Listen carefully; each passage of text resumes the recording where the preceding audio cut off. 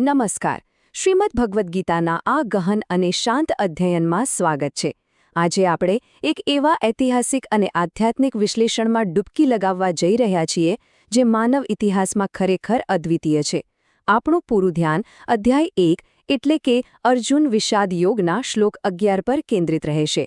કલ્પના કરો, કુરુક્ષેત્રના મેદાનમાં બે મહાન સેનાઓ બિલકુલ સામસામે ઊભી છે અને યુદ્ધની ઘડીઓ ગણાઈ રહી છે. આજના આ વિશ્લેષણ દ્વારા આપણે મહાભારતની એ નિર્ણાયક ક્ષણને સમજવાની શરૂઆત કરીએ.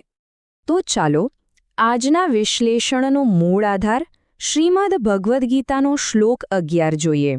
આ એ જ પ્રાચીન શબ્દો છે જે કૌરવ સેનાના નેતા દુર્યોધન દ્વારા રણમેદાનમાં બોલવામાં આવ્યા હતા.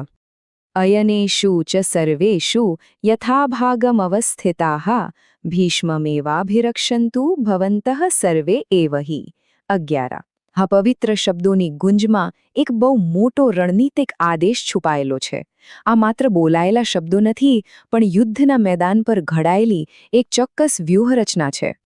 હવે આ શ્લોકનો સીધો ગુજરાતી અનુવાદ જોઈએ, જેથી દુર્યોધનના આદેશની ચોકસાઈ અને તેનો સાચો અર્થ આપણે સારી રીતે સમજી શકીએ. આ શ્લોકનો શાબ્દિક અર્થ કંઈક આવો થાય છે. આથી હું સર્વ યોદ્ધાગણોને આગ્રહ કરું છું કે આપ સૌ પોતપોતાના મોરચાના સ્થાનો પર નિશ્ચિત રૂપે સ્થિત રહીને પણ પિતામહ ભીષ્મને પૂરેપૂરી સહાયતા કરો. અહીં એ નોંધવું ખૂબ જ જરૂરી છે કે દુર્યોધન દરેક યોદ્ધાને એક અત્યંત સ્પષ્ટ સૂચના આપી રહ્યો છે. પોતાના સ્થાન પર અડગ પણ રહેવાનું છે અને પિતામહ ભીષ્મને સંપૂર્ણ સુરક્ષા પણ આપવાની છે. આ કોઈ સામાન્ય આદેશ નથી, પણ રક્ષણ અને અનુશાસનનો એક કડક સમન્વય છે. તો દુર્યોધનની આ વ્યૂહરચના અને આદેશ પાછળનું સાચું કારણ શું હતું? ચાલો, તેની પાછળનું મૂળ મનોવિજ્ઞાન સમજીએ. આ આદેશનું સાચું મૂળ સમજવા માટે બે મુખ્ય મુદ્દાઓ સ્પષ્ટપણે સામે આવે છે. પહેલો મુદ્દો એ છે કે ક્યાંક ને ક્યાંક દુર્યોધનને એવો ડર હતો કે ભીષ્મ આખી સેનાને પ્રેરણા અને જુસ્સો પૂરો પાડવામાં કદાચ નિર્બળ પુરવાર થશે. જરા વિચારો, પિતામહ ભીષ્મ જેવા અજોડ યોદ્ધા વિશે એક નેતાના મનમાં આવી શંકા હોવી એ બહુ મોટી વાત છે. અને બીજો મુદ્દો, આ જ ભયના પરિણામે તેણે બધા સેના નાયકોને આદેશ આપ્યો કે તેઓ પોતપોતાના સ્થાનો પર અડગ રહે અને ચારેય બાજુથી ભીષ્મની સુરક્ષા કરે. દુર્યોધનનો ભય હતો કે જો ભીષ્મ નબળા પડશે તો આખી સેનાનું મનોબળ સાવ તૂટી જશે. એટલે જ તેમને બધી જ દિશાઓમાંથી સુરક્ષિત રાખવા એ દુર્યોધનની સૌથી મોટી વ્યૂહાત્મક પ્રાથમિકતા બની ગઈ હતી.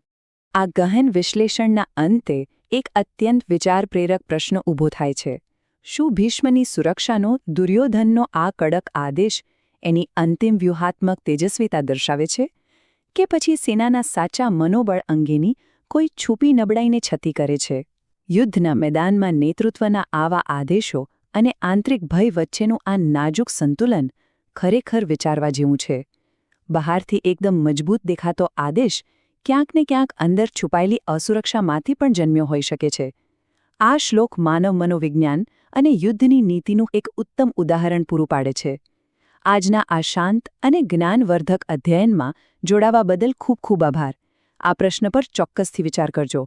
નમસ્કાર.